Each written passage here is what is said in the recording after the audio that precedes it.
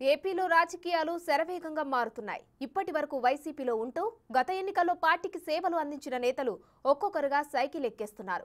వైసీపీకి MLC C Ramachandraiah అనూహ్య రీతిలో జగన్కు షాక్ ఇచ్చి టీడీపీలో చేరారు. ఇప్పుడున్న పరిస్థితులలో రాష్ట్రం మళ్లీ కోలుకోలేని విధంగా జగన్ చేశారని రామచంద్రయ్య ఆరోపించారు. ప్రజల చర్మం వలిచి పన్నులు కట్టిస్తే తప్ప జగన్ చేసిన అప్పులు తీరవని వ్యాఖ్యానించారు. రాష్ట్ర ఆర్థిక పరిస్థితి గురించి జగన్కు చెప్పినా వినే పరిస్థితి లేదని అన్నారు. తనలాగే చాలా మంది వైసీపీలో ఉన్నారని, సమయం చూసుకొని బయటకు వస్తారని రామచంద్రయ్య తెలిపారు. పదవుల కంటే సమాజమే ముఖ్యమని తెలుగుదేశం పార్టీలో చేరాలని వచ్చినట్లు ఆయన తెలిపారు. మీరు ఇది చాలా ఎగ్జాగరేషన్గా అనుకోకండి. చంద్రబాబు నాయుడు గారి నాయకత్వం ఈ దేశ రాష్ట్రానికి చాలా అవసరం, చరిత్రాత్మకంగా అవసరమైంది. ఒక ఎగ్జాంపుల్ చెప్తాను. రేపు ఏప్రిల్ నుంచి 12 లక్షల కోట్ల అప్పు కట్టాల. ఆదాయం లేదు రాష్ట్రానికి, భూములు విలువలు లేవు. కోకాపేట మాదిరిగా 1,40,00,000 మీద ప్రతి ఒక్కరి చర్మం వలసబడుతుంది. పన్నులు వసూలు చేస్తే కానీ డబ్బులు రావు. ఇక మరోవైపు మాజీ మంత్రి దాడి వీరభద్రరావు ఆయన తనయుడు రత్నాకర్తో పాటు టీడీపీ తీర్థం పుచ్చుకున్నారు. కొంతకాలంగా రాజకీయాలకు దూరంగా ఉన్న వీరభద్రరావు ఈ రోజే టీడీపీలో చేరారు. తాను టీడీపీకి కొత్త కాదని, రాష్ట్ర పరిస్థితులను చక్కబెట్టే నేతగా చంద్రబాబు సమర్థులనే టీడీపీలో చేరినట్లు వీరభద్రరావు చెప్పారు. జగన్ లాంటి నియంతృత్వ పాలనను తానెప్పుడు చూడలేదన్నారు వీరభద్రరావు.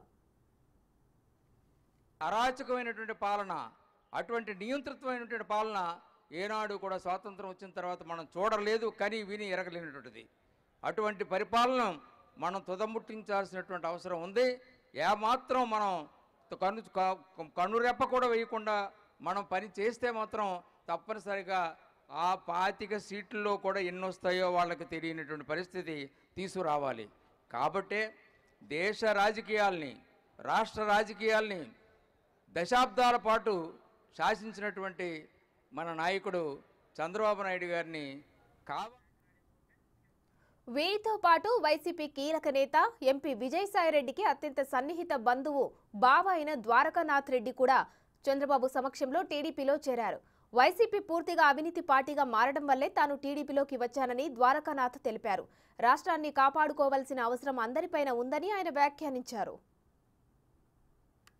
ఎక్కడ చూసినా అవినీతిమయం, ఎక్కడ చూసినా విధ్వంసం, ఎక్కడ చూసినా ఆయన నలుగురిని పార్టీ ఆఫీసులో ఏజెంట్లుగా పెట్టుకొని ఎవరైతే పార్టీకి కలెక్షన్ చేస్తారో వాళ్ళని నలుగురిని పెట్టుకొని వాళ్ళ దగ్గర కలెక్షన్ చేసుకుంటా కార్యకర్తలను కానీ, ప్రజలను కానీ, నాయకులను కానీ, ఎమ్మెల్యేలను కానీ, మంత్రులకు కూడా కనీస అపాయింట్మెంట్స్ ఇవ్వకుండా ఆయన చూసే అరాచక పాలనకు నేను ఈరోజు 20 సంవత్సరాలు చేసిన పార్టీకి ఆయన ముఖ్యమంత్రి అయిన తర్వాత కనీసం ఆయన సీఎం పేసి లేక అడుగు పెట్టలేదంటే ఇక వైసీపీలో టికెట్లు రాని మరికొందరు కూడా త్వరలోనే సైకిల్ ఎక్కబోతున్నారంటూ ప్రచారం సాగుతుంది.